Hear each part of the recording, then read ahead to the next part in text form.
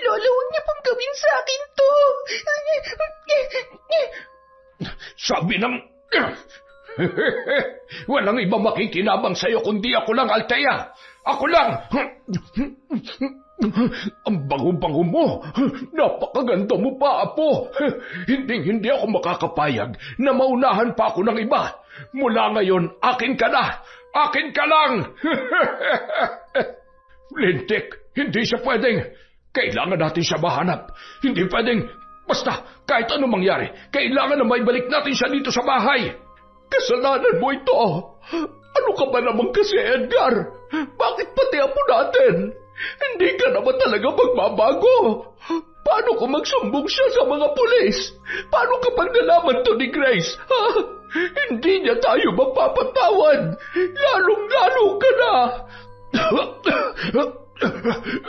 Kung pahihirapan mo lang din ako, mas mabuti pang patayin mo na lamang ako. Ano pang hinihintay mo? Patayin mo na ako! Huwag mo akong daanin sa pagpapaawa at kadramahan mo. Dito sa 4 na sulok ng silid na ito matatapos ang lahat. Mamatay ka man, hindi ko makakalimutan ang ginawa mo sa anak ko, sa kapatid ko, at lalong-lalo na kay nanay. Sinamantala mo ang kahinaan naming lahat. Taon 2016. Siquijor.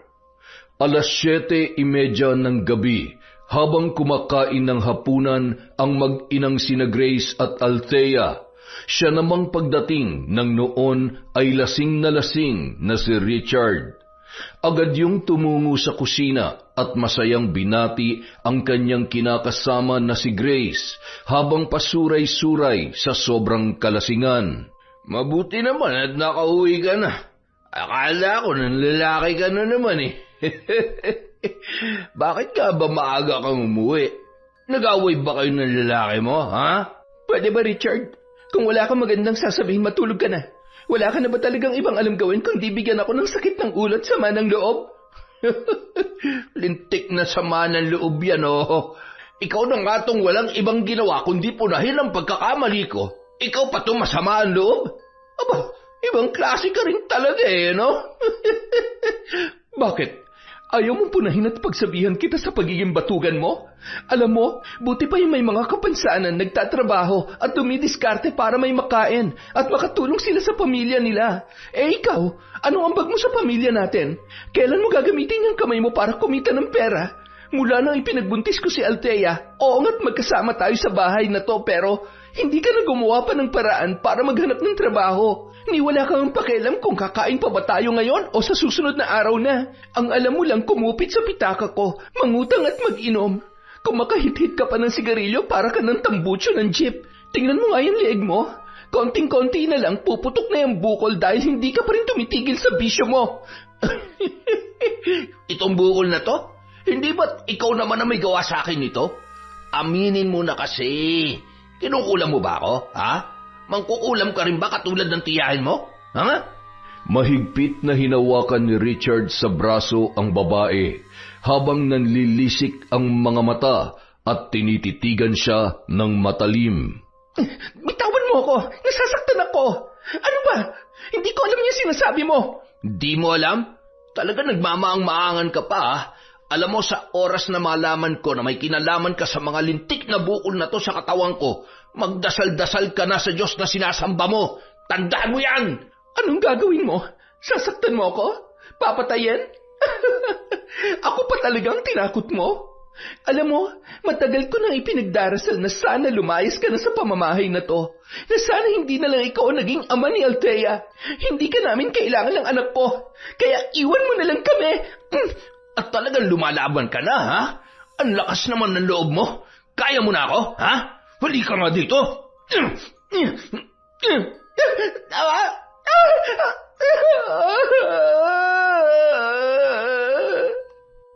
Papa, huwag po. Tama na po. Huwag niyong saktan si Mama. Parang awan niyo na po, Papa. Huwag kang makialam kung ayaw mo rin masaktan. Subukan mo. Subukan mong saktan ang anak ko. Talagang magkakamatayan tayo. Ang tagal ko nang nagtitimpi sa'yo. Nagtiis ako dahil gusto ko magkaroon ng buong pamilya ang anak natin. Pero ikaw ang unti-unting sumisira ng pamilyang pinapangarap ko. Kung alam ko lang na magaling ka lamang sa salita, sana hindi na lang ikaw ang naging ama ni Althea. Sana nang pa kita iniwan, hayop ka. Hindi ko hayaan na pati ang anak natin masaktan mo at tuluyang maapektuhan dahil dyan sa bulok mong pag-uugali. Masakit ba? Ha? Yan ang gusto mo eh. Sino nagsabi na iiwan niyo ako, ha? Walang aalis sa pamamahay na to. Alam mo, Grace, kung may lalaki ka, huwag mong idinadaan sa ganyan at talagang gagamitin mo pa ang anak natin, ha? Mamatay na lang tayong lahat kesa iwanan niyo ako na mag-isa rito. Walang ibang magmamay-ari sa'yo kundi ako lang. Ako lang! Nung mga oras na yun, buong lakas na ginamit ni Grace ang kanyang tuhod upang tamaan ang maselang bahagi ni Richard at nang makawala sa mahigpit na pagkakahawak sa kanya ng lalaki. Namilipit yun sa sakit at nang makawala ang babae ay agad niyang niyakap ang kanyang anak na si Althea. Anak, mag-impake ka ng mga damit natin. Kailangan na nating umalis sa pamamahay na ito. Pero Mama, saan po tayo pupunta? Kahit saan, basta malayo sa tatay mo. Huwag kang lalabas hanggat hindi kita tinatawag, ha? Naintindihan mo? Isara mo yung pinto. Agad na tumungo ang bata at pumasok sa kanilang kwarto. Sinunod ang utos ng kanyang ina. Akma na rin sanang tatayong muli si Richard nang muli siyang tinadyakan ng malakas ng kanyang asawa. Hindi ko nahahaya makabangon ka dyan at masaktan ako muli. Sobra-sobra ng pagpapasensya ko sa'yo. Talagang hindi ka na magbabago. Gusto lang naman sana kitang turuan ng leksyon, pero mukhang mas higit pa ang kailangan mong pagdaanan para magising ka sa katotohanan. Hindi dahil mas malakas ka sa akin, may karapatan ka na manakit at gawin akong sunod-sunuran. Akong kumakayod para sa pamilya natin. Ako nagpapakain at bumubuhay sa'yo, pero anong ginagawa mo? Anong gagawin mo sa akin? Demonyo ka! Sabi ko na nga ba wala ka rin pinagkain mo sa tiyahin mo! Isa ka rin alagad ng dilim! Manahimik ka! Habang umuusal ng mga kakaibang salita si Grace, dahan-dahan niyang hinawakan sa leeg ang noon ay hindi makakilos na si Richard. Sabi ko naman sa'yo, huwag mo akong sasagarin dahil hindi mo alam kung anong kaya kong gawin. Mananatiling tirahan ng mga insektong bukol sa leeg mo at higit sa lahat, mula sa araw na ito, ipaparanas ko sa iyong labis na pagtitiis sa hirap at pasakit na araw-araw mong mararamdaman hanggang sa tuluyan ka magising sa lahat ng pagpapahirap mo sa akin. Bigla na lamang naramdaman ni Richard ang pag-igsi ng kanyang dila at paninigas ng kalahati ng kanyang katawan. Pilit niyang ibinubuka ang kanyang bibig upang sumigaw, ngunit hindi niya man lamang maigalaw, maging ang kanyang paa. Tumulo na lamang ang luha nito sa tagiliran ng kanyang mga mata, at mababasa mo sa kanyang muka ang pagmamakaawa sa kanyang asawa na noon ay nakangisi at patuloy sa pag-usal ng kanyang sumpa. Unti-unting nandilim ang paningin ng lalaki hanggang sa nawalan na siya ng malay. Agad naman kinatok ni Grace ang kanyang anak na noon ay patapos na rin sa pag-iempake ng kanilang mga gamit. Anak, buksan mo tong pinto. Opo, nandyan nanay.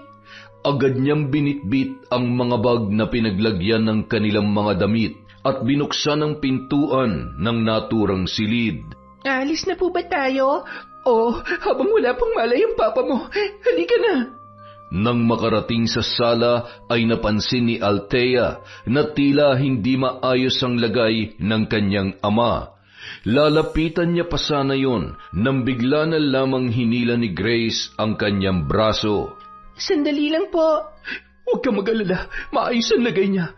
Huwag mo siyang alalahanin. Unang-una wala siyang pakialam at pagmamalasakit sa atin, kaya hindi mo siya dapat kaawaan, anak. Halika na.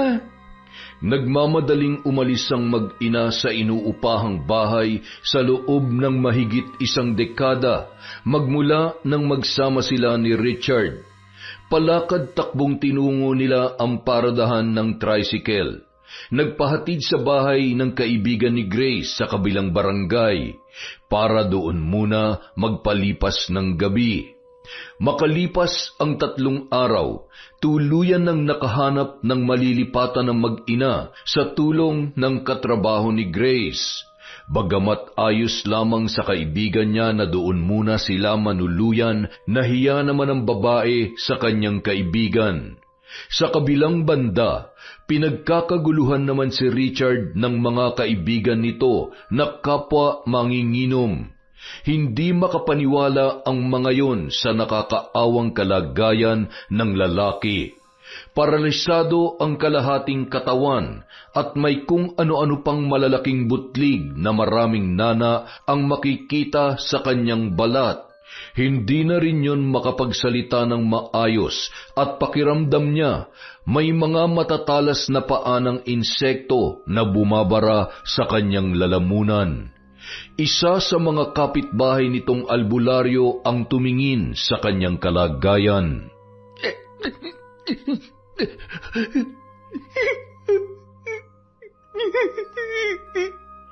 Mang Darius, sa tingin mo, ano kaya nangyari sa kanya?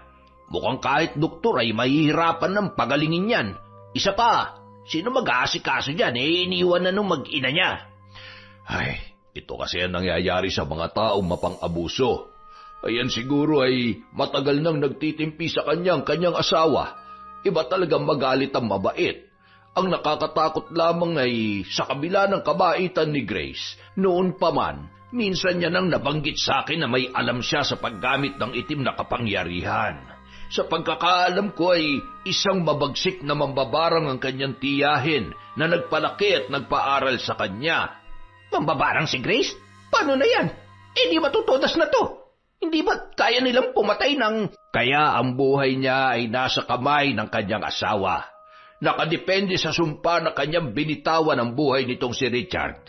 Susubukan kong maibsan ang kanyang nararamdaman, gayon din ang pakikipag-usap kay Grace sa pamamagitan ng isang ritual. Naway may natitira pa siyang awa para dito kay Richard. Samantala, nag-aayos ng mga bagong biling gamit sa kusina ang mag-ina. Habang ginagawa nila yon, bigla namang napag-usapan ng dalawa ang mga posibleng pagbabago sa kanilang buhay. Anak, sa tingin ko mas makabubuti kung iuuwi na lang kita sa Siquijor dun sa lola at lolo mo. Ilang buwan na rin lang naman ay matatapos ng kontrata ko sa pinagtatrabahuhan ko. Sa tingin ko, mas makabubuti para sa atin kung itutuloy ko ang plano ko magtrabaho sa ibang bansa para naman mas makaipon tayo agad para sa pag-aaral mo. Sa ibang bansa? Mama, okay lang po kahit hindi ako mag-aaral sa pribadong school. Basta wag na po kayong umalis. Wala naman pong problema sa akin kahit saan tayo tumira, basta magkasama po tayo. Gagalingan ko na lang po sa pag-aaral para po pwede ako makakuha ng scholarship. Althea, anak, kailangan kong pansamantalang lumayo para makalimot, makapag-isip-isip, at para rin naman sa atin ang lahat ng gagawin ko. Kaya sana maintindihan mo si nanay.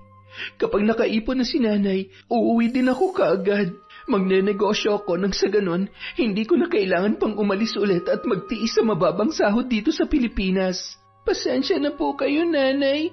Hindi lang po ako sanay na magkalayo tayo. Alam mo, anak, nung 7 taong gulang pa lamang ako, inampun din ako ng tiyahin ko para makapag-aral. Yun din ang unang pagkakataon na nahiwalay ako sa nanay at tatay ko. Naalala ko pa nga noon, kapag papadilim na, umiiyak ako. Parang gusto kong tumakbo ng mabilis at umuwi sa bahay namin para makita ko sila. Hanggang sa nasanay na ako at naintindihan ko na kung bakit kailangan kong humiwalay sa kanila. 2 lang kami magkapatid pero walang kakayanan ng lolo at lola mo na pag-aralin kami. Wala kasing permanenteng trabaho ang lolo mo noon. Pa-extra-extra lang sa mga sakahan at kung minsan naman nangingisda siya. Kahit papaano naranasan kong maginhawang buhay kay Tia Cristina. Kapatid yun ng lola mo. Isa siyang guro at pinag-aral niya ako hanggang sa 2 taon sa kolehiyo. Natigil lang ako nang nagkasakit siya ng cancer.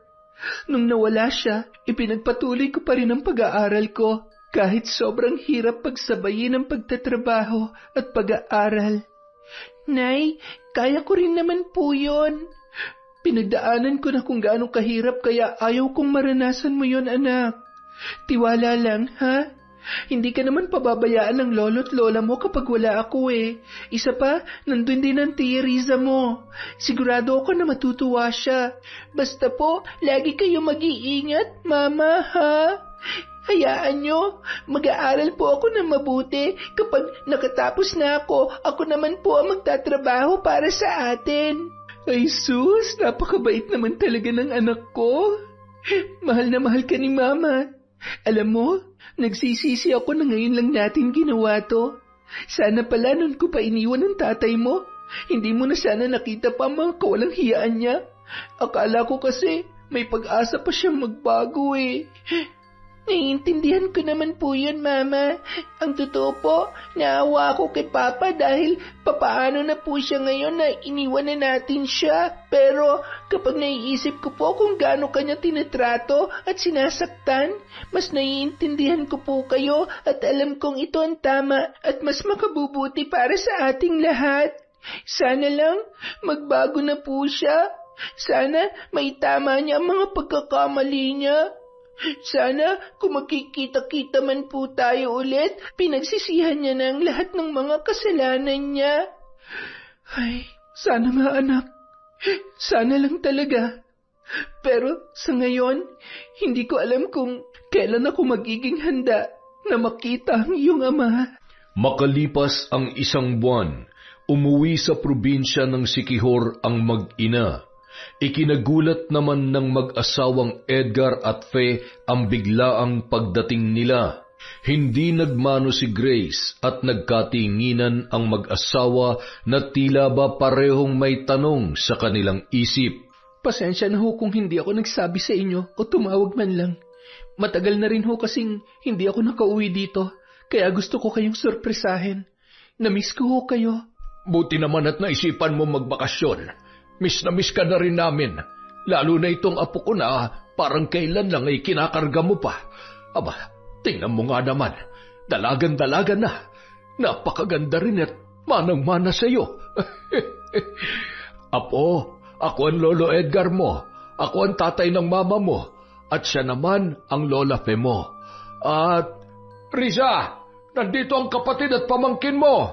Lumabas naman si Riza at matipid na ngumiti. Anak, magmano ka kay Tita Riza mo? Ate, kumusta? Okay lang naman kami dito. Biglaan yata ang bakasyon ninyo. Sa bagay, wala na nga palang pasok itong anak mo. Mabuti pinayagan kong lumiban sa trabaho. Anak, akin na yung mga gamit ninyo at ipapasok ko sa kwarto. Ang dami nito ha. Mukhang mahaba-haba ang magiging bakasyon ninyo. Salamat, Nay. Ano po pala? Ang totoo, wala na ako sa dati kong pinagtatrabahuhan. Hindi na ako pumirma ng panibagong kontrata. Balak ko kasing mag-abroad. Mag-abroad ka? Iiwan mo sa asawa mo tong si Althea? Ay, naku ate, hindi ko naman maaasahan yon. Isa pa, wala na kami. Wala na. Naghiwalay na kayo ni Richard. Ano nangyari? Ay, wag na lang po natin siyang pag-usapan, Tay. Sa totoo lang, ayaw ko na siya maalala pa. Ang mahalaga sa akin ngayon, mabigyan ko ng maayos na buhay ang anak ko. Anong plano mo ngayon, anak? Iiwan ko po muna sa inyo si Althea. 3 taong kontrata lang naman po. Mag-iipon lang po talaga ako para sa pag-aaral at pampuhunan sa negosyo. At susuportahan ko naman lahat ng pangangailangan niya kahit nasa malayo ako. Kailangan ko na hong pumunta ng Maynila dahil marami akong dapat asikasuhin eh. Grace, sigurado ka ba sa desisyon mo? Ibig kong sabihin ay wala ka na bang ibang pwedeng pasukan na trabaho dito sa Pilipinas? Yung hindi mo kailangan pang lumayo at iwanan ng anak mo. Para namang sinasabi mo na hindi natin kayang alagaan si Althea. Sino pa ba magtutulungan kundi tayo-tayo lang? Ituloy mo ang plano mo, anak. Huwag ka mag-alala. Hindi namin pababayaan ang apo ko. Nandito kami ng nanay mo para suportahan ka sa anumang magiging desisyon mo. Hindi ba, Ma? Ang nanay mo pa ba? Magaling mag-alaga yan. At saka, nag-iisa lang itong apo namin at sa tagal ng panahon ay matagal rin naming inasam na makasama siya. Huwag ka mag-alala. Kami na ang bahala kay Althea. Wala namang problema, anak. Isa pa, hindi naman naalagain itong apo ko. Talagang hindi niyo po problemahin yan dahil marunong na ho yan sa mga gawain. Hindi niyo na ho kailangan pang asikasuhin dahil kaya niya naman ang sarili niya. Pero mas makakampante ho ako kung dito ko siya iiwan sa inyo, lalo na ho sa panahon ngayon. Hindi ho kakayanin ng puso ko na may mangyari masama sa anak ko habang nasa malayo ako. Hinawakan ni Grace ang maamong muka ng kanyang anak. Sinabayan naman yun ng matamis na ngiti ni Althea. Sa kabila ng kanyang mga pinagdaraanan, wala siyang ibang hiling ng mga oras na yun, kundi ang manatiling maayos at ligtas ang kanyang nag-iisang anak. Kinaumagahan, bandang 5:00 pa lamang ng umaga, papaalis na rin nung araw na yon si Grace. 6:00 pa lamang ng umaga at tulog pa ang kanyang anak na si Althea. Umiinom siya ng kape nang biglang may humawak sa kanyang braso. Hindi mo pwedeng iwan dito si Althea. Obligasyon mong protektahan siya. Kung ako sa'yo, hindi ko siya iiwan dito. Ang aga niyo naman magising. Risa, mabuti pa'y bumili ka muna ng tinapay sa tindahan at magkakape na rin ako. Matagal na tumitig yun sa ama, sabay tumango at tumalikod. Nang makaalis si Riza ay agad na inusisa ni Grace ang kanyang tatay Edgar. Tay, bakit ho parang may kakaiba kay Ate Riza? Para bang may gusto siyang sabihin na, pakiramdam ko tuloy ayaw niyang nandito si Althea. Huwag mong pansinin yon. Isa pa kami naman ng nanay mo mag-aalaga sa anak mo. Alam mo kasi, mula nung mamatay yung kasintahan niya, nagkaganyan na yan. Paano kasi kay Manuel niya lang pinaikot ang buhay niya? Hindi siya nagtira para sa kanyang sarili. Nung mamatay yung tao, para na rin tumigil ang buhay niya at ayan, parating galit na galit sa mundo. Ay, mukhang wala man lamang ni isa sa inyo na sinwerte sa pag-ibig Ay, hindi bale, Tay. Ang importante, swerte ako sa anak ko at swertehin din sana ako sa karir ko. Sayang naman kung hanggang ngayon si Ate Riza hindi pa rin nakakalimot sa kanyang nakaraan. Tama yan, anak. Aanhin mo naman ng lalaki kung dagdag lamang sa problema at alalahanin mo. Mas maigip ang mag-isa kesa may asawa kang walang kwenta, tamad at walang pangarap para sa pamilya. Sa ngayon ay nagpapasalamat ako na sa wakas, nagising ka na sa katotohanan. At tama lang ang ginagawa mo. Panindigan mo ang naging desisyon mo. Salamat ho, Tay. Maswerte ho ako dahil nariyan kayo para sa amin ni Althea. Hindi man ho ako lumaki sa inyo pero nandyan pa rin po kayo ni Nanay para sa akin. Pamilya tayo, anak. Kahit anong mangyari, tayo at tayo pa rin ang magtutulungan. Kaya ikampante mo yung sarili mo. Kapag nasa ibang bansa ka na, huwag mong pababayaan ang iyong kalusugan. Natigil ang pag-uusap ng dalawa nang bumalik si Riza at inilapag ang binili nung tinapay sa mesa, sabay pumasok sa kanyang silid. Sinundan naman yon ng tingin ni Grace at napabuntong hininga. Batid niya ang bigat na pinagdaraanan ng kanyang kapatid dahil na rin sa kwento ng kanyang ama. Dahil lumaki siya na hindi sila magkasama, kaya alam niyang marami siyang hindi alam tungkol sa mga pinagdaraanan ng kanyang kapatid. Pagsapit ng 10 ng umaga, nagpaalam na si Grace sa kanyang anak na si Althea. Mahigpit na niyakap at hinagkan niya yun ng paulit-ulit. Pagbutihin mo lalo ang pag-aaral mo, anak, ha? Ingatan mo lagi ang sarili mo. Gagawa ako ng paraan para lagi pa rin kitang makausap kapag nasa ibang bansa na si Nanay, ha? Tumango na lamang ang dalaga at hindi mapigilan ang pagdaloy ng luha sa kanyang pisngi habang tinatanaw ang kanyang ina na naglalakad palabas ng tarangkahan. Agad naman yung nilapitan ng kanyang lolo at niyakap nung mga oras na yun. Ay nako, iyakin pala tong apo ko. Huwag ka nang umiyak, mabilis lang ang taon. Hindi natin mamamalayan nandito na ulit ang nanay mo. Kailangan mong sanayin ang sarili mo na malayo sa kanya. Dahil sa totoo lang, apo, hindi sa lahat ng pagkakataon ay makakasama mo ang mga magulang mo at nariyan sila para sa'yo. Habang patuloy na kinakausap ni Lolo Edgar ang kanyang apo, ay pasimple namang nakatanaw sa may bintana ang asawa nitong si Fe. Nagulat na lamang yun nang biglang magsalita si Riza mula sa kanyang likuran. Hahayaan niyo bang maulit na naman ang nangyari sa akin?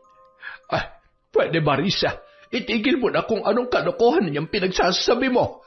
Kalokohan? Talaga ba, Nay? Kalokohan lahat ng kahalayang ginawa niya sa akin?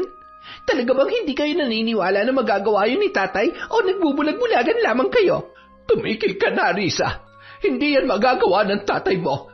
Naiintindihan ko kung gaano kasama ang loob mo sa kanya dahil hindi niya tanggap si Manuel noon para sa iyo. Pero hindi sapat na dahilan yon para paratangan mo siya. Hindi ka man lamang ba kinikilabutan sa mga sinasabi mo? Mabuting tao ang iyong ama. Mahal niya tayo. Itatak mo yan dyan sa kukote mo. Mahal? Nagpapatawa ba kayo? Ito lang ang tandaan nyo. Huwag sana kayong isumpa ni Grace sa oras na mapahamak si Althea. Huwag niyo sanang pagsisihan na wala kayong ginawa para putulin ang sungay ng asawa nyo. Galit na pumasok yon sa kanyang silid at malakas na isinara ang pintuan.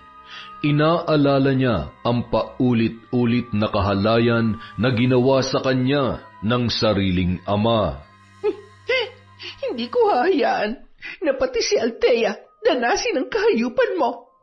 Ilalayo ko siya kung kinakailangan bago mo pa man siya magawan ng masama. Hinding-hindi na ako magpapadala sa lahat ng pananakot mo. Kung kaya mo akong patayin, kailangan kong tibayan ang loob ko para unahan ka at matigil na ang kasamaan mo.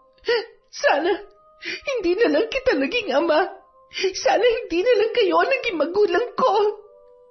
Makalipas ang ilang linggo, naging bantay sarado si Riza sa bawat galaw at kilos ng kanyang pamangkin. Hindi niya nilulubayan yon ng tingin, mapa sa bahay man o sa paglalakad, papasok sa paaralan hanggang pag-uwi.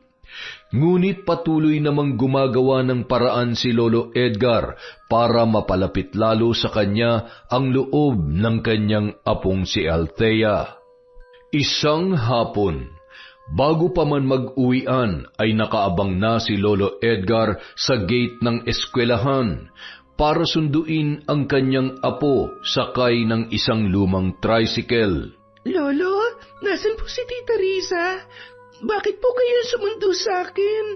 Ay, may pinuntahan lamang siya po, kaya ako munang sumundo sa'yo. Isa pa, dapat ako naman talaga ang sumusundo sa'yo pagkagaling ko sa trabaho. Para naman paminsan-minsan ay nakakapagpahinga rin ang tita mo. Siya, sakay na. Mamamasyal din muna tayo. Lagi ka na lang abala sa pag-aaral mo . Agad naman nang sumakay ang dalagita sa tricycle. Nakangisi pa ang matanda na sinusulyapan ang kanyang napakagandang apo habang inaayos ang kanya may katamtamang palda habang nakaupo. Talaga naman tinatakpan pa makikita ko rin naman yan. Maya't maya ang kanyang pagsulyap hanggang sa mahuli ni Althea ang malalagkit nitong tingin. Itinaas ng dalaga ang kanyang kilay na animoy nagtatanong sa kanyang lolo. Ayusin mo ang upo mo, apo. Baka masilipang ka. Matipid na ngumiti at muling inayos ni Althea ang kanyang pagkakaupo. Hinawakan niya ang laylayan ng palda at pilit na pinipigilan ang pag-angat noon dahil sa lakas ng hangin habang nasa biyahe nung mga oras na yon. hanggang sa makarating sila sa isang lukluk na bahagi ng baryo kung saan nagtatanim ng gulay at kung ano-ano pa si Lolo Edgar. Samantala, Manong, nakauwi na po ba si Althea? Yung lagi ko pong sinusundo? Teka. Oo, nakaalis na siya. Kani-kanina lamang. Nakita kong sumakay sa tricycle. Tricycle? Diyos ko, hindi maaari. Hindi ka na talaga nagbago. Napakasama mo talaga. Gagawa ka talaga ng paraan para mangyari kung ano man ang gusto at pinaplano mo. nagmamadali yung umuwi at nagbabaka sakali na madadatnan niya ang kanyang ama at pamangkin sa kanilang bahay. Nay, si Althea, nandito na po ba siya? Bakit ako ang tinatanong mo? Hindi ba't kayo dapat ang magkasama? Ikaw tong sumusundo sa kanya tapos ako tong tatanungin mo. Ay nako, ewan ko sa'yo. Nay, sinundo siya ni tatay. May nakakita kay Althea na sumakay ng tricycle. Nay, siguradong si tatay ang sumundo sa kanya. Yun naman pala eh. Pwede ba? Huwag kang ampraning. Pasasaan ba't uuwi rin naman yung mga yun dito? Napailing-iling na lamang sa galit, sabay muling lumabas ng bahay at nagtatakbo si Riza. Nung mga oras na yon, batid niya na kung saan posibleng dinala ni Lolo Edgar ang kanyang pamangkin. Riza, saan ka pupunta? Hintayin mo ako! Ay naku, napakatigas ng ulo mo. Kung alam mo lamang na pinuprotektahan lamang kita, baka masaktan niya tayo o kung ano pa magawa niya sa atin. Diyos ko, tulungan niyo po ako. Hindi ko na po alam kung anong dapat kong gawin. Habang humahagulhol, sinundan niya na lamang ang tumatakbong anak. Dumaan si Riza sa shortcut na daan patungo sa kubo ng kanyang ama. Samantala, Ang ganda naman po dito, Lolo. Kaya lang po, magagabi na at saka parang uulan na po. Mas mabuti po siguro kung bumalik na lang tayo dito kapag wala na akong pasok. Isama po natin sina Tita Risa at Lola Fe para po mas masaya. Maaga pa naman, apo, at masarap ang hangin. Sigurado ko na hindi babagsak ang ulan na yan.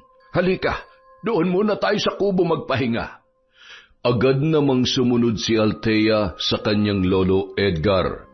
Bago pa man makarating sa may kubo ay bumagsak na ang malakas na ulan. Bakat na bakat ang magandang hubog ng katawan ni Althea dahil sa manipis nitong kulay puti na uniforme.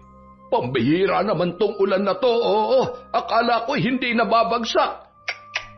Nabasa tuloy tayo. Maigi pa palitan mo yung damit mo at baka magkasakit ka.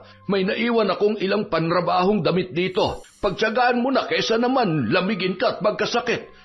Heto, magpalit ka na.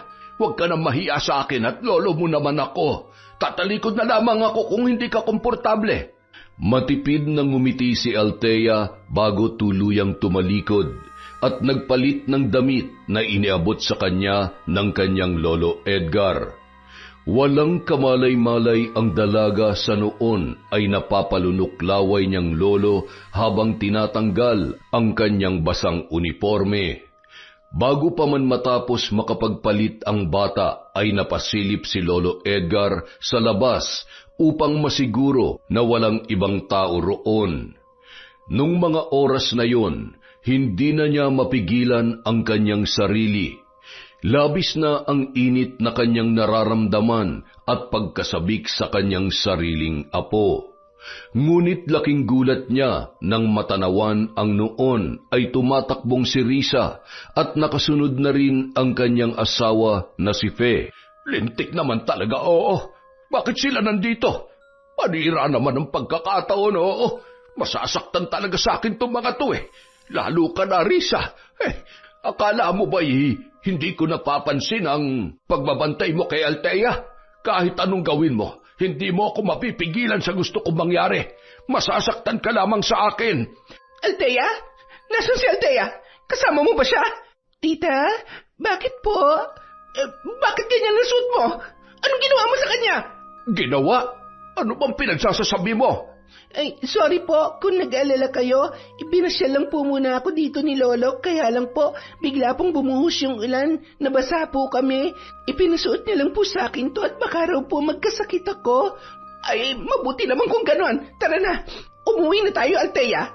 Nabasa ka na rin naman kaya pwede ka nang magpaulan pa uwi at maligo na lamang pagdating sa bahay. Nay, tara na ho. Sandali lang. Nandito ka na rin naman ay samahan mo na lang muna ako. May bibilhin pala ako sa may sentro. Ay, ma, ikaw nang bahala dito sa apo natin. Kayo na lang ho. Marami pa ho akong asikasuhin sa bahay. Ang tigas talaga ng ulo mo kahit kailan, ano? Narinig mo naman yung sinabi ko, hindi ba? Bakit parang hindi ka na naman nakakaintindi, ha? Anak, sige na. Sundin mo na lamang ang tatay mo.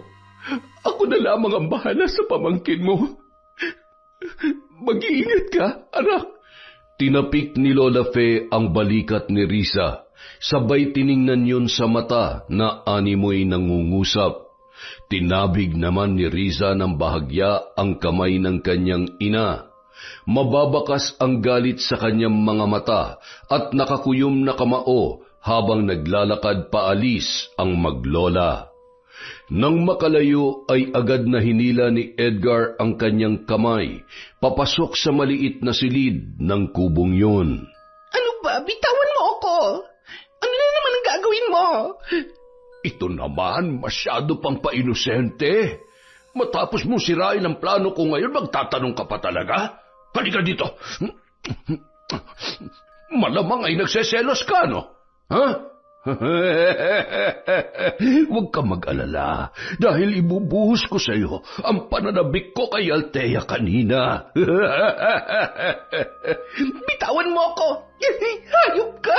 Napakamanyak mo! Demonyo ka! Demonyo?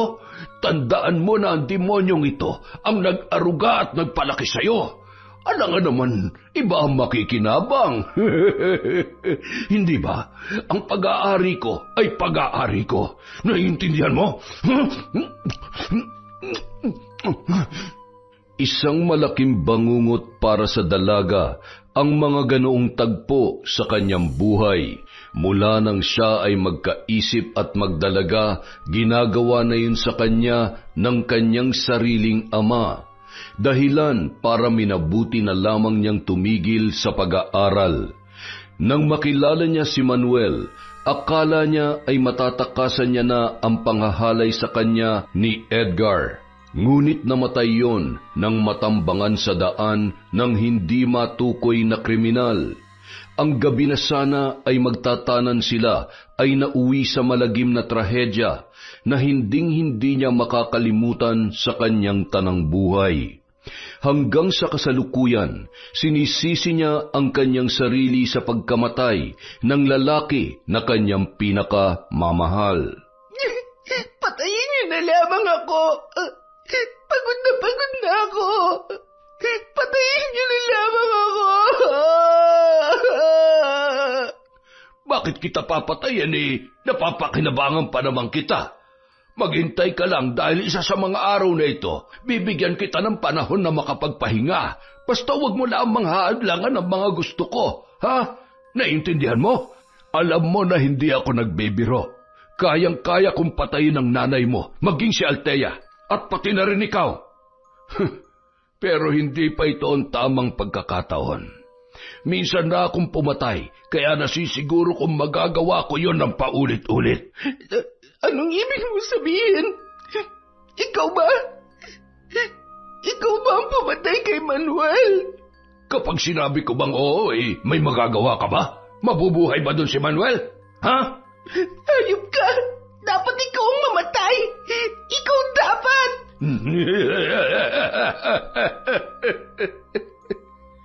Bandang 7:00 ng gabi, nang sapilitang sumakay si Risa sa tricycle, dumaan pa sila sa sentro at bumili pa ng mga kailangan sa bahay ang ama nitong si Edgar. Wala man lamang ni katiting na pagsisisi sa mga kilos at inasal ang matanda.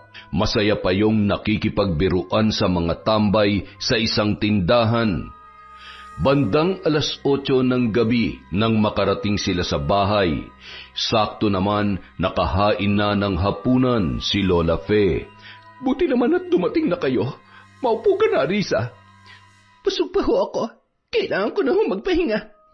Agad yon tumalikod at tumungo sa kanyang silid. Okay lang po ba si tita? Okay lang yun, Apo. Topakin lang talaga yung tita Risa mo. Sige na, kumain na tayo. Ma, sandukan mo nga ako ng kanin at ulam. Oh, ayan. Kumain ka na marami. Ikaw rin, Apo. Salamat po, Lola. Siya nga po pala, Lolo. Bakit po natagalan kayo ni Tita Riza?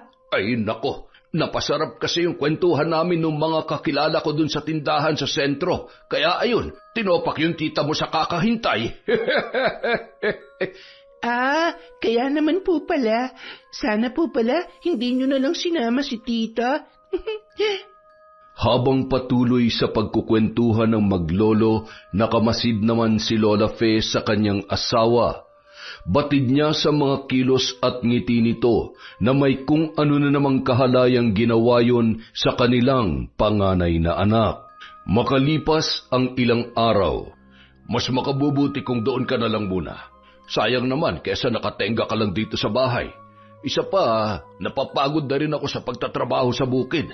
Hindi rin pwede na aasa lamang tayo sa padala ng kapatid mo at para kay Althea yon, hindi para sa atin. Hindi naman po pwede na tatanda ka ng palamunin. Hindi ba't parang kailan lang ayaw niyo akong payagang magtrabaho? Tapos ngayon? Anak, sundin mo na lamang ang tatay mo. Wala namang mawawala kung susubukan mo. Kung hindi mo kaya o mahihirapan ka, pwede ka namang umalis doon kahit anong oras. Ayusin mo na yung mga gamit mo at bukas na bukas rin ay ihahatid na kita sa bahay na magiging amo mo. Labag man sa kalooban ng dalaga ay wala na siyang nagawa pa. Hindi na rin hinayaan pa ni Edgar na makausap ni Riza ang pamangkin nito na panay naman ang usisa tungkol sa kanyang tiyahin. Apo, magpahinga ka na at huwag mo nang guguluhin ang tita mo, ha? Maaga kasi kaming aalis bukas dahil ihahatid ko siya sa kanyang papasukan na trabaho. Po? Magtatrabaho po si tita? Saan po? Sa kabilang bayan lamang, Apo. Uuwi-uwi naman siguro siya dito. Sige na. Pumunta ka na sa kwarto mo. Sige po. Teka lang pala, Apo. Wala man lang bang good night at mahigpit na yakap si Lolo? Good night po, Lolo. Lola, good night po. Sige na, Apo, matulog ka na.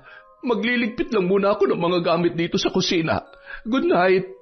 Sinundan pa ng malagkit na tingin ni Edgar ang kanyang apo na noon ay nakasuot ng manipis na pantulog.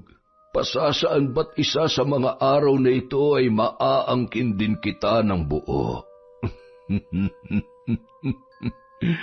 Hindi na ako makapaghintay, Althea.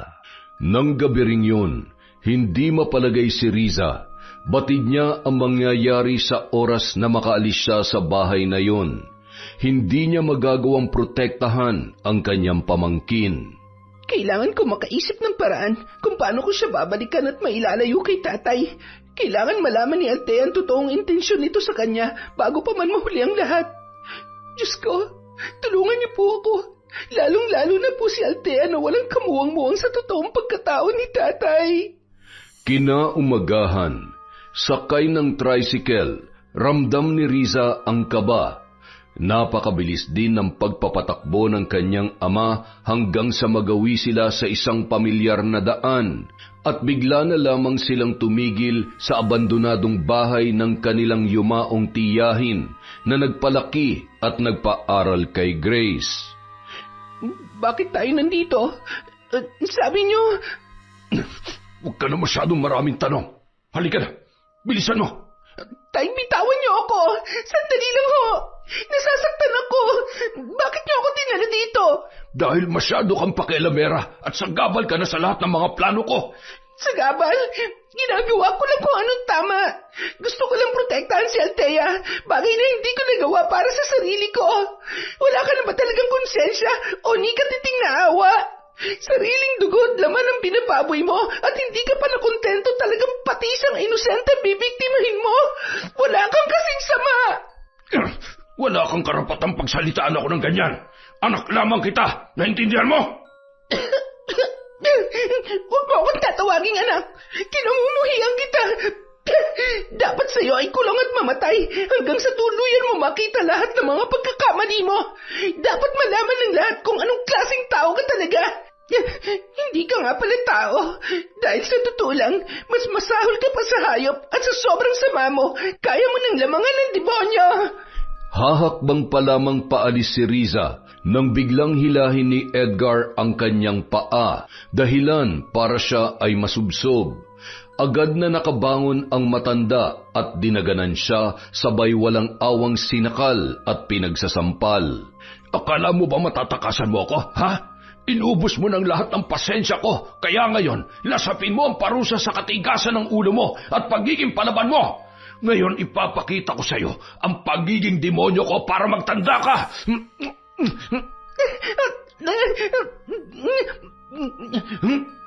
Wala kang kadala-dala, ha? Dahil sa malakas na suntok sa kanyang sikmura, tuluyan nang nawalan ng malay tao si Riza. Kahit wala ng malay ay patuloy pa ring pinagsamantalahan ni Edgar ang dalaga. Matapos halayin, itinali niya ang kamay at paa nito, sabay binusalan ang bibig. Huwag kang mag-alala. Araw-araw pa rin naman kitang pupuntahan. Mahal na mahal kita, anak. Kaya nandito pa rin si tatay para alagaan ka. Ikaw naman kasi, kung hindi ka sumusuway sa mga gusto ko, hindi ka naman masasaktan ng ganito. Paano? Aalis na muna si tatay, ha? Dito ka lamang. Dadalhan na lamang kita ng pagkain. Sa ngayon ay matulog ka na lang muna ng mahimbing. Agad na yung bumalik sa kanilang bahay at agad naman na nag-usisa ang kanyang asawa tungkol sa kanilang anak na si Riza. Kumusta? Nakausap mo ba na maayos ang amo ni Riza? Oo. Huwag ka mag-alala, ma. Maayos ang kalagayan ng anak natin doon. Kapag nawili yun ay siguradong makakalimutan niya nang umuwi pa dito sa atin. Siguro nga, pero sana'y makauwi pa rin siya kahit isang beses sa isang linggo. Pambihira ka naman, oo. Trabaho yon at mayamo ang anak natin. Hindi po pwedeng uuwi siya kung kailan niya gustuhin, lalo na't mga abalang tao ang mga yon. Maraming negosyo na inaasikaso kaya imposible yung sinasabi mo. Tsaka hindi na bata si Riza. Mabuti pa'y ipaganda mo na nga lang ako ng masarap na tanghalian at nang babaunin ko papunta sa bukid. Ay siya nga pala, hinatid mo ba kanina si Althea? Ay hindi na, ayaw na magpahatid at kaya niya naman na raw pumasok mag-isa. Hindi naman masyadong kalayuan yung lalakarin. Hinayaan ko na at nang matuto at nang may makasalamuha rin na ibang tao. Napapansin ko kasi na hindi siya gaanong palakaibigan. Hindi ba't mas makabubuti yung ganon? Baka mamaya ay kung saan-saan pa siya magpupunta kapag natutong bumarkada. Ikaw naman hindi ka nag-iisip. Mamaya ako nang susundo sa kanya. Mas gugustuhin ko pang ihatid sundo siya kesa sa maglakad kasama ang kung sino-sino lang dyan. Ay, oo na. Kanina lang naman yon. Hayaan mo't hindi na mauulit. Siya, magluluto na lang muna ako. Ay, damihan mo ang baon ko nang may pamerienda na rin ako mamaya, ha? Makalipas ang isang linggo, naninibago pa rin si Althea na wala ang kanyang tita Riza, lalo na't hindi man lamang sila nagkaroon ng pagkakataon na makapag-usap at magpaalam sa isa't isa. Gayunpaman, nasanay na rin siya na ang kanyang lolo Edgar ang palagi niyang kasama. Isang gabi, tumawag si Grace upang mangumusta at ipaalam na magpapadala na siya ng pera. Masaya rin nung ibinalita na maayos ang kanyang kalagayan sa trabaho niya sa ibang bansa. Mama, mag-iingat ka po palagi dyan, ha? Ginagalingan ko po sa pag-aaral. Oo, anak. Ikaw din. Kayo ng lolo at lola mo, pati na rin ng tiya Riza mo. Salamat po, Mama. Sige po, ibibigay ko na po ulit kay Lolo itong cellphone. I love you, Mama. I love you too, anak. Oh, hello, anak. Salamat sa padala mo, ha? Talaga namang idinamay mo pa kami ng nanay mo. Sabi ko naman sa iyo ay ang anak mo na lamang ang intindihin mo at mahirap ang buhay ngayon. Tay, maliit na bagay lang ho yan para sa pag-aalaga niyo sa kanya. At saka, hindi naman po pwedeng anak ko lang ang iisipin ko. Pamilya ko rin po kayo. Sige na ho, kailangan ko ng ibabato. Miss ko na po kayo dyan. Ay, salamat sa Diyos. Ang sarap sa pakiramdam na kahit sobrang pagod na pagod ako sa pagtatrabaho ay may magandang napupuntahan ng pinaghihirapan ko. Sana mapasaya ko sila, lalong-lalo ng anak ko. Makalipas ang ilan pang buwan, lalong napalapit si Althea sa kanyang lolo at lola. Hindi niya na rin hinahanap pa si Riza. Ang alam niya ay abala yun sa trabaho nito bilang kasambahay ng negosyanteng mag-asawa. Isang hapon, habang naghihintay si Althea sa labas ng gate ng kanyang sundo, ay masaya siyang nakikipagkwentuhan sa kanyang kaklase at isa sa kanyang pinakamatalik na kaibigan na si Marcus. Ang tagal naman ni Lolo. Dapat naglakad na lang ako pauwi eh. Ikaw, malayo pa ba dito ang bahay mo, Marcus? Oo, malayo pa. Pero sanay naman na ako. Oh, ayan na yata yung lolo mo. Sige na, bukas ulit ha. Oo, sige. Bye, Marcus. Sino yon? Hindi ba't sinabi ko sa iyo na huwag ka masyado naglalalapit sa mga lalaki? Kung sino-sino mga kinakaibigan mo. O baka naman... Teka, nililigawan ka ba nun? Lolo, hindi po. Kaibigan ko lang po si Marcus. Kahit naman boyfriend mo na yun, aamin ka ba? Sumakay ka na. Sa susunod, ayaw ko na nakikita kang may kasamang lalaki, ha? Naiintindihan mo ba yon? Hindi na nakapagsalita pa si Althea. Sa unang pagkakataon, nakaramdam siya ng takot sa kanyang lolo Edgar. Pagdating sa bahay, agad na pumasok yon sa kanyang kwarto. Pagsapit ng 7:00 ng gabi, saka lamang yun lumabas nang tawagin ng kanyang lolo Edgar at lola Fe para kumain ng hapunan. Apo, lumabas ka na riyan at kakain na tayo. Ano ba nangyari at parang ang tahimik niyo yata ng lolo mo ngayon? Napagalitan ka ba? Ano po? Ay, nasaan na kayo? Hindi pa ba kayo magsisikain? Ay, halika na, Apo. Pagpasensyahan mo na ang lolo mo. Medyo mainit yata ang ulo niya sa ngayon. Siguro ay pagod lamang siya sa pagtatrabaho sa bukid kanina. Bandang 9:00 ng gabi, matapos maghapunan ay agad nang bumalik sa silid si Althea. Hindi siya mapakali at iniisip niya pa rin ang mga sinabi at inasal ng kanyang lolo Edgar. Hindi pa rin kasi siya iniimik noon nung sila ay kumakain ng hapunan. Natagpuan niya na lamang ang kanyang sarili na napapaluha dahil sa bigla na lamang siyang nakaramdam ng labis na pangungulila sa kanyang ina. Hanggang sa hindi niya namalayan na nakatulog na pala siya sa kakaiyak. Habang mahimbing na natutulog, nagising na lamang siya nang maramdaman na may humahaplos sa kanyang muka. Nang imulat niya ang kanyang mga mata, ay agad na tumambad sa kanya ang matalas na kutsilyo na hawak ng kanyang lolo Edgar. Akma pa lamang siyang sisigaw nang biglang takpan noon ang kanyang bibig at itinapat sa kanyang leeg ang patalim. Kung gusto mo pang makasama mama mo at kung ayaw mong patayin ko ang lola mo, huwag na huwag ka magsusumbong sa kung ano mang gagawin ko sa'yo. Naintindihan mo? Lolo, huwag niyo pong gagawin sa akin to. Sabi na... Walang ibang makikinabang sa'yo kundi ako lang, Althea. Ako lang. Ang bango-bango mo, napakaganda mo. Hindi ako makakapayag na maunahan pa ako ng iba. Mula ngayon, akin ka na. Akin ka lang.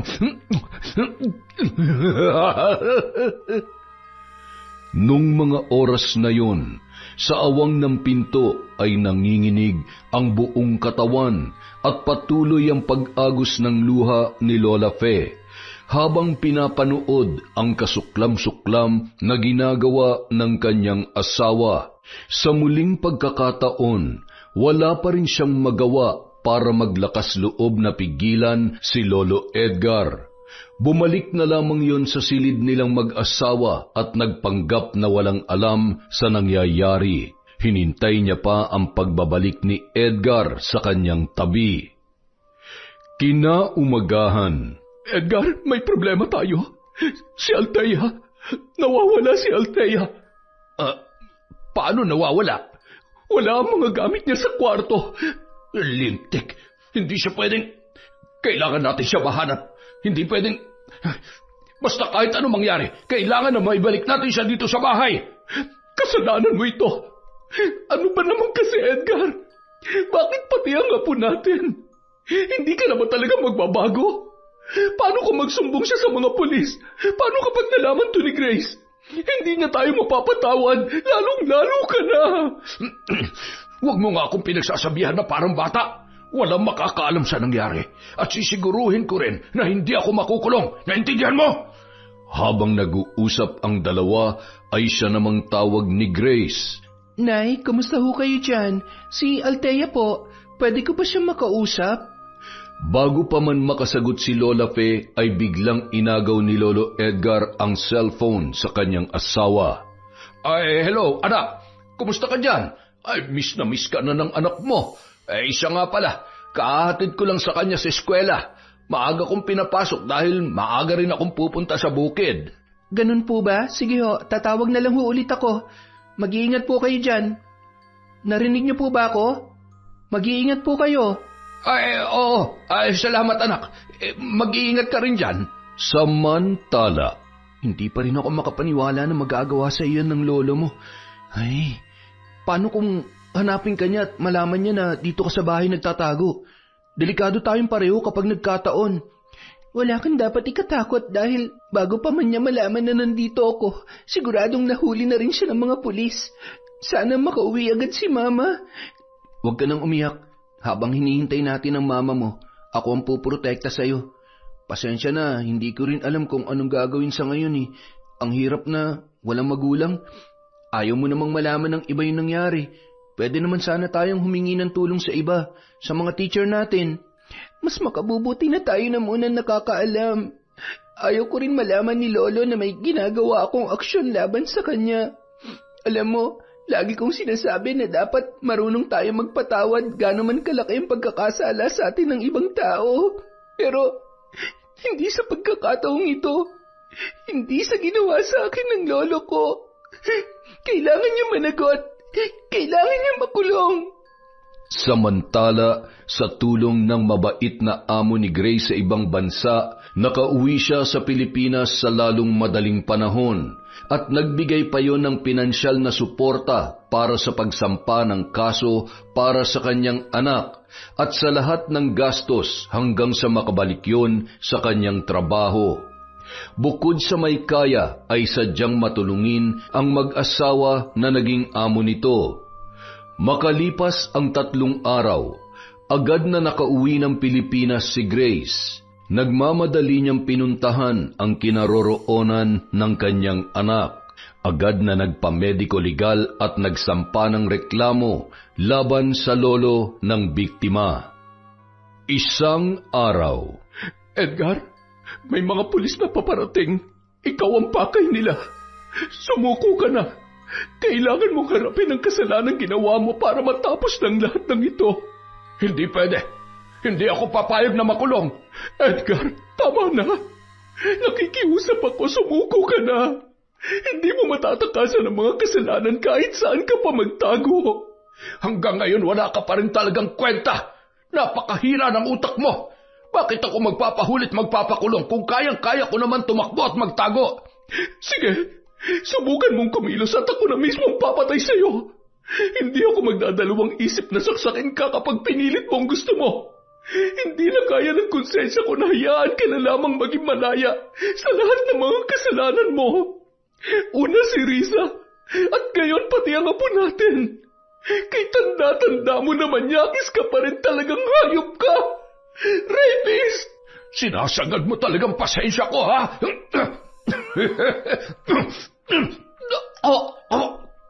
Tulong! Tulungan niyo! Halos naliligo na si Fe sa sariling dugo nang madatnan ng mga kapulisan. Bago pa man maisugod sa ospital ay binawian na yon ng buhay. Agad namang ipinaalam ng kapulisan ang nangyari at pinapunta si Grace sa punerarya na kanilang pinagdalhan sa bangkay ng kanyang ina. Nay, anong nangyari? Natakasan ho kami. Sa tingin ho namin ay sinubukan pigilan ng biktima ang asawa niya kaya nangyari to sa kanya. Nakikiramay ho kami, ma'am. Huwag kayong mag-alala. Hindi po kami titigil sa paghahanap. Agad na umalis ang ilang kapulisan at iniwan ang noon ay halo-halo ang emosyon na si Grace. Nay, ang dami-dami kong itatanong sa inyo. Ang dami kong gustong sabihin. Kailangan namin kayo ng apo nyo para mapagbayad ang hayop na yon. Igaganti kita, Nay. Ipaghihiganti ko kayo ng anak ko. Hayop siya. Isinusumpa ko luluha siya ng dugo sa pagmamakaawa sa buhay na ipagkakait ko sa kanya. Nagpasya ang babae na ipakremate na lamang ang bangkay ng kanyang ina dahil sa napakarami niyang dapat asikasuhin. Isa pa sa kanyang inaalala ay kung nasaan ang kanyang kapatid na si Riza. Wala pa rin akong balita kay Riza. Ano na lang ang mararamdaman niya kapag nalaman niya mga nangyari? Wala nga ba talaga siyang alam? Mama, paano kung katulad ko, biktima rin si Tita Riza? Baka kaya malayo ang loob niya kay Lolo at parang hindi sila magkasundo dahil posible. Kaya siguro minabuti niya na lamang na hindi na umuwi mula nang makapagtrabaho siya. Paano? Marcus, ikaw na muna bahala kay Althea. May kailangan lang akong puntahan at gawin. Babalik din ako kaagad. Sakay ng tricycle, bumalik si Grace sa abandonadong bahay ng kanyang tiyahin. Nagulat siya nang pagpasok niya sa kabahayan ay napakalinis noon na para bang may nakatirang tao. Agad siyang napalingon nang may narinig na kalansing ng kadena sa isang silid. Agad din siyang pumasok at halos lumuwa ang kanyang mga mata nang makita ang kalagayan ng kanyang kapatid na si Riza. Namumutla na yon at nanunuyo na ang labi. Kitang-kita niya ang namumugtong mata na noon ay bumahari ng luha nang siya ay makita. Ate, ano nangyari? Bakit nandito ka? Sino may gawa sa iyo nito? Si tatay rin ba? Hayop siya. Hayop. Napangababoy niya. Ate, si Althea. Pinagsamantanahan niya rin ang anak ko. Sorry. Sinubukan kong iligtas si Althea sa paraang alam ko. Pero ginawa niya rin ang lahat para mangyari ang gusto niya. Pero hindi ko lubos maisip na hahayaan ni nanay na pati si Althea ay maging biktima ni tatay. Alam niya ang lahat pero para siyang bulag at pipi. Pagdating sa mga ginagawa ng kanyang asawa, napakatuwag niya, Grace. Ate, wala na. Wala na? Anong wala na? Wala na si nanay, ate. Pinatay siya ni tatay. At sa ngayon, doble-doble ng kasong kinakaharap niya. Ngunit sadyang napakagaling niya magtago. Kaya ako nandito para balikan ang ilang gamit na kakailanganin ko upang masiguro kung babalik siyang naninikluhod. Habang nalulunod sa sakit at hirap na ipanaranas ko sa kanya. Gagamitin ko lahat ng lakas, kapangyarihan at kaalaman na minana ko kay Tia upang pagbayarin siya. Ako ang papatay sa kanya. Ako ang maniningil sa mga walang kapatawarang kasalanan niya. Agad na kinalagan at humingi ng tulong si Grace sa mga otoridad upang masaksihan ang ginawa ng kanilang ama sa kanyang panganay na kapatid. Kinagabihan, napagpasyahan nilang umuwi sa sariling bahay habang si Althea naman ay nakikituloy pa rin sa bahay ng kanyang kaibigan dahil ayaw na nitong bumalik pa sa kanilang tahanan. Bagamat ulila na sa mga magulang, mag-isa na lamang sa malaking bahay na yon si Marcus. Sinusuportahan na lamang yon ng mga kapatid ng kanyang mga magulang. Isang gabi, habang isinasagawa ni Grace ang ritual, ay marahan namang nakasuporta sa mga kailangan nito ang kapatid niyang si Riza. Ilang sandali pa, pinaupo niya ang babae sa kanyang tabi at magkahawak kamay na pinapasunod niya sa kanyang mga inuusal na salita, habang kapwa pinapatakan ng kandila ang damit at larawan ng kanilang ama. Makalipas ang isang linggo, nang hihina na si Edgar at maririnig ang mayat-mayang pagdaing nito, mababakas ang iba't ibang bukol sa kanyang katawan. Ang ilan sa mga yon ay nagnanaknak na. Nahihirapan din yon na ihakbang ang kanyang mga paa dahil sa nagmamanas ang mga yon. Sumusuka rin ang dugo na may kasamang mga insekto at mga kalawanging pako. Sa ilong nito ay kusang dumadaloy ang mahabang putik na may kasamang bulate. Aray, ang sakit ng ulo ko at ang tiyan ko. Hindi ko na kaya. Tama na! Tama na! Umamin ka na nga. Siguro may malaki kang atraso, no? May pinagtataguan ka ba? Tinatakbo ang kasalanan? Alam mo, sa lagay mong yan, sigurado ako na binabarang ka. Katulad ng isa sa mga kapitbahay namin dito na muntik na mamatay. Muntik na mamatay? Oo, pumapatay ang mga yan sa paraan na hindi mo lubos akalaing mangyayari sa'yo.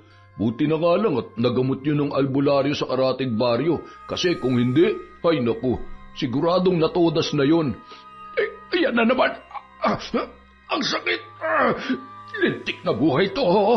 Dalhin mo ako sa albularyong sinasabi mo. Parang awa mo na ayaw ko pa mamatay.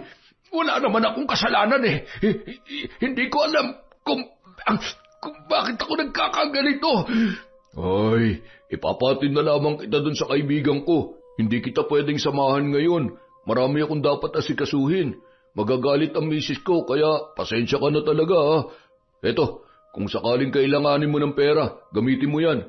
Sana lang, mabigyan lunas pa yung sakit mo. Ay. Nung araw ding yun, tumungo sila sa bahay ng nasabing albularyo. Hinintay na lamang ng kaibigang tricycle driver si Edgar sa labas ng tarangkahan. Batid nilang hindi naman magtatagal, lalo na't walang ibang nagpapagamot nung mga oras na yun. Habang naglalakad papasok sa loob ng tarangkahan, laking gulat niya nang lumabas ang isang matanda at bunging albularya. Ngumiti yun ng mapang-akit at sinenyasan si Edgar na tumuloy sa loob ng bahay. Ano may tutulong ko sa iyo, Pogi? Mukhang hirap ka na. Sigurado ka bang albularya ka talaga? Bakit? Hindi ba pang-albularya ang beauty ko? Ikaw naman, masyado mo naman akong pinakikilig. Pwede bang hubarin mo ang damit mo nang makita ko kung... Alam mo, pogi ka at siguradong... Dapat tarantado itong... gusto mo bang gumaling na hindi? Ito naman, sige na, ikaw din. Kung ayaw mo kung pagbigyan sa gusto ko di wag. Magtiis ka na lang dyan sa sakit mo. Kapag tinuluyan ka naman babalang na may gawa sa'yo nito, masasayang yung ano mo, sige ka. Masyado ka naman kasing juicy. Ayaw na ayaw ko pa naman yung tinatanggihan ng beauty ko. Hey, lintik ka! Lumayo ka sa akin! Mas gugustuhin ko pa mamatay kesa naman... Ganun, ha? Siya, lumayas ka na sa pamamahay ko at mamatay ka ng lintik ka. Kunwari ka pa, manyakis ka rin naman. Para malaman mo, mas kasuklam-suklam ang pagkatao mo. Nababasa ko kung gaano ka kasama at kahit anong gawin mo, hindi mo matatakasan ng mga kasalanan mo. Paika-ikang lumabas ng tarangkahan ang lalaki at nagmamadaling sumakay ng tricycle. Ano nangyari? Okay na, umuwi na tayo. Hindi bali na. Mamatay na lamang ako. Habang umaarangkada papalayo ang tricycle, ay mamatay-matay naman sa kakatawa ang albularya. Hindi ako tumutulong sa mga tulad mo. Hindi ka na kailanman magbabago pa. Sa edad niyang yon, mukha namang malabo na para siya ay makapagbagong buhay. Dapat lang sa'yo yan. Ramdam ko naman na sagad sa buto ang kasamaan ng lintik na lalaking yon. Kala mo gwapo, tarantado? Isang araw, sa paghanap ng mga alagad ng batas, nakipag-ugnayan na rin yon sa iba't ibang karatig bayan, hanggang sa malaman ng pinsan ni Edgar ang katotohanan. Nakipag-ugnayan yon sa kapulisan upang agad na mahuli ang mahigit 1 buwan na rin na nagtatago na kriminal. Hayop ka! Nagtiwala ako sa'yo tapos ikaw lang pala magsusuplong sa akin sa mga pulis. Paano mo nagawa sa akin to? Yan naman ang nararapat sa'yo eh. Ano gusto mo? Hayaan kita maging malaya? Paano kung gawin mo sa pamilya ko ang ginawa mo sa sarili mong anak at ako? Ha? Wala kang karapatang maging malaya sa lahat ng mga kasalanan mo. Agad na dinala yon sa kulungan at sa pagkakataong yon ay nalaman niya na patong-patong na ang kanyang kaso. Agad naman siyang pinuntahan ni na Grace at Riza. Grace! Riza! Mga lintik kayo! Palayain niyo ako dito! Kahit ano mangyari, utang niyo pa rin sa akin ang buhay ninyo! Tatay niyo pa rin ako! Hindi niyo pwedeng gawin sa akin to! Ang kapal na mukha mo para sabihin yan. Anak? Huwag mo kami matawag-tawag na anak dahil hindi ka naman naging mabuting magulang o kahit mabuting tao man lang. Wala kang awa o ni katiting na konsensya sa katawan. Itong tatandaan mo, hindi matatapos ang paghihirap mo dito sa loob ng kulungan. Pagbabayaran mo ng triple ang mga kasalanan mo. Kinasusuklaman kita. Riza, sabihin mo sa mga pulis na hindi totoo ang lahat ng mga pinaparatang sa akin ng kapatid mo. Parang awa mo na, anak. Maawa ka naman kay tatay. Maawa? Naririnig mo ba yung sarili mo, ha? Kayo, naawa ba kayo sa akin tuwing paulit-ulit niyo akong pinagsasamantalahan? Trinato niyo ako ng parang hayop. Hindi ka dapat kaawaan dahil sa totoo lang, hindi pa sapat lahat na nangyayari sa iyo ngayon. Agad na umalis ang dalawa at hindi man lamang nilingon pa ang kanilang ama. Mga wala kayong kwenta! Sa oras na makatakas ako dito, papatayin ko kayong lahat! Mga buwiset! Isang gabi, nagkaroon ng kaguluhan sa kulungan, kaya nagkaroon ng pagkakataon na makatakas si Edgar. Agad namang ipinaalam ng mga pulis ang nangyari kay Grace. Talagang ang lakas ng loob niyang tumakas. Pues, ipaparanas din natin sa kanya na maging bilanggo na walang kalaban-laban. Tatapusin ko na siya. Agad na nagsagawa ng ritual ang babae. Ipaparanas ko sa iyo ang walang katumbas na sakit na mararanasan mo hanggang sa malagutan ka ng hininga. Dahil dapat lang na maramdaman mo ang init ng nagbabagang impyerno kung saan ka nababagay. Samantala, Wala sa sariling tumatakbo si Edgar papunta sa kung saan. Wala na yun sa katinuan at naiiyak at tumatawa na lamang sa halu-halong sakit na kanyang nararamdaman. Natagpuan na lamang niya ang kanyang sarili sa isang pamilyar na bahay. Nagulat pa siya nang madatnan doon ang kanyang anak na si Grace.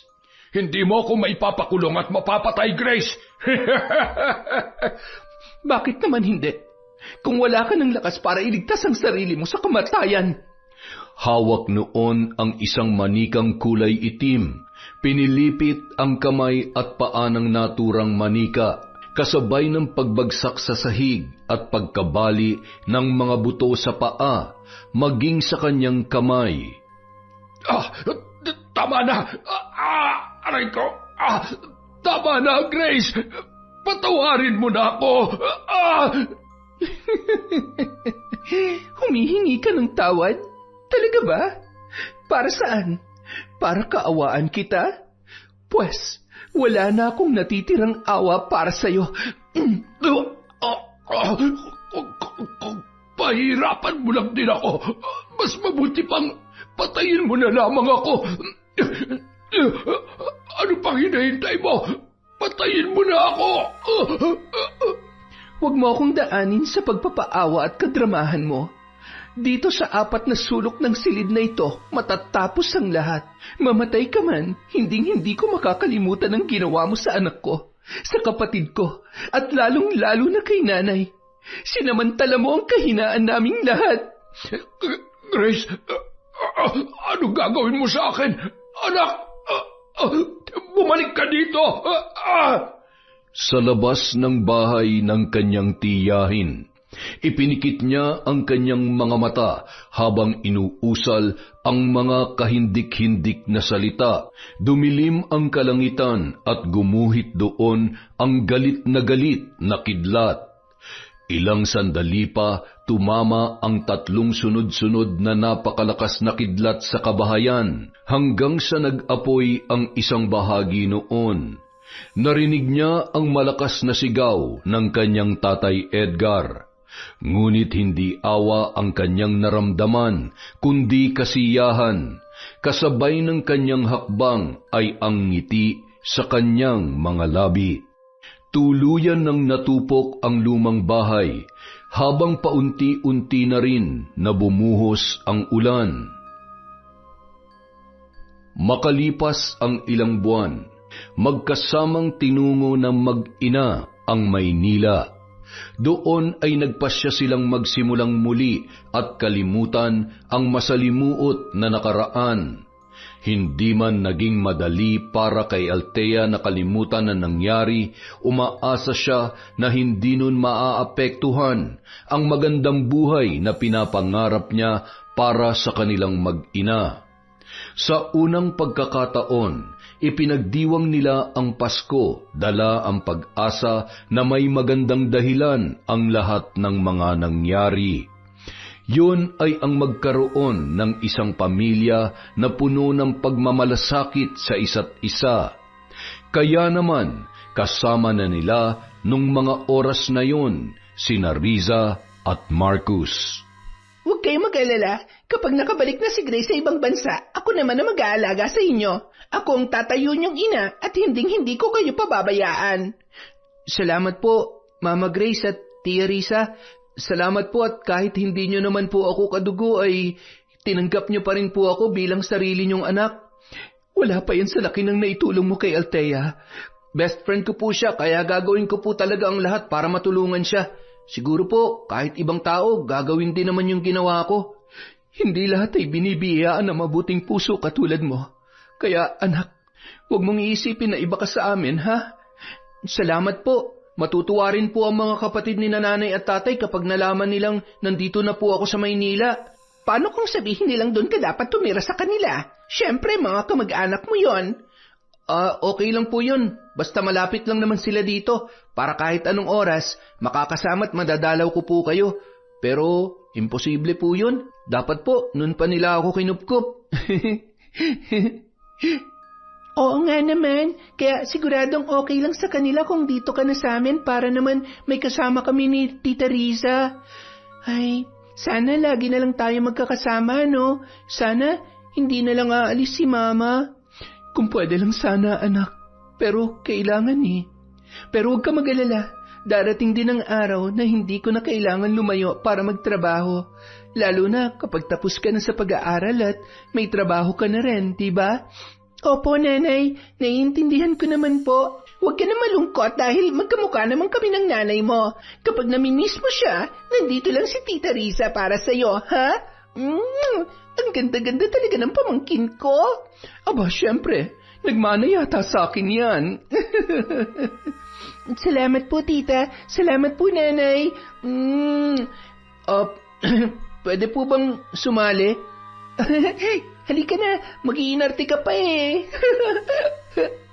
Makalipas ang mga taon, ilang araw mula nang makabalik si Grace sa Pilipinas, magkakasama silang nagsimba upang magpasalamat.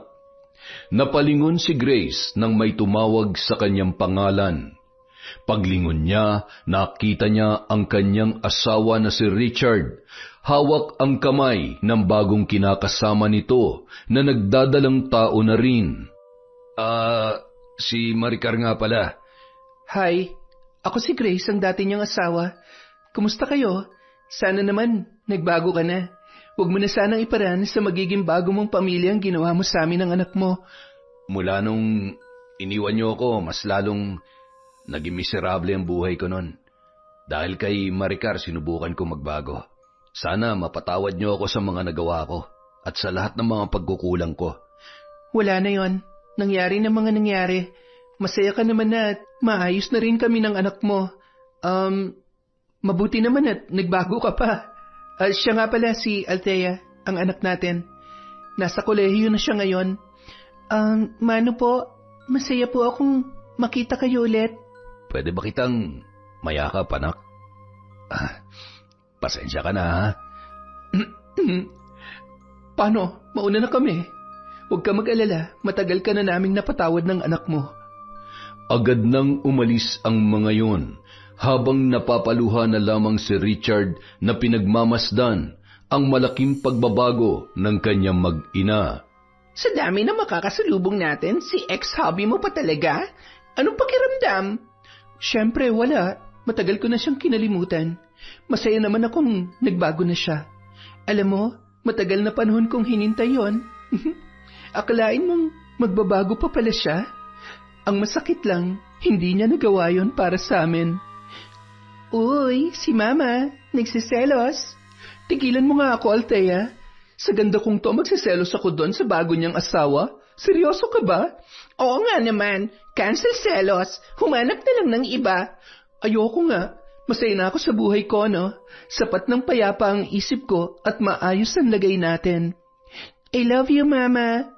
Mas mahal na mahal kita, anak ko. Yun! Isa na namang malupit na kwento mula sa kwentong Enteng. Napakaganda. Kaya lamang, ipagpaumanhin niyo po ulit. Pasensya na po talaga kayo. Happy New Year po.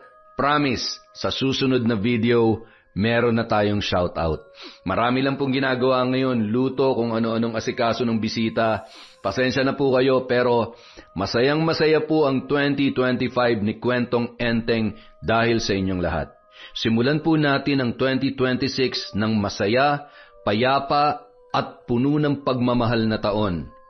Maraming salamat po sa inyo sa walang sawang pagsubaybay at pagsuporta sa Kwentong Enteng. Mahal na mahal po kayo ni K.E. Happy New Year po sa inyong lahat.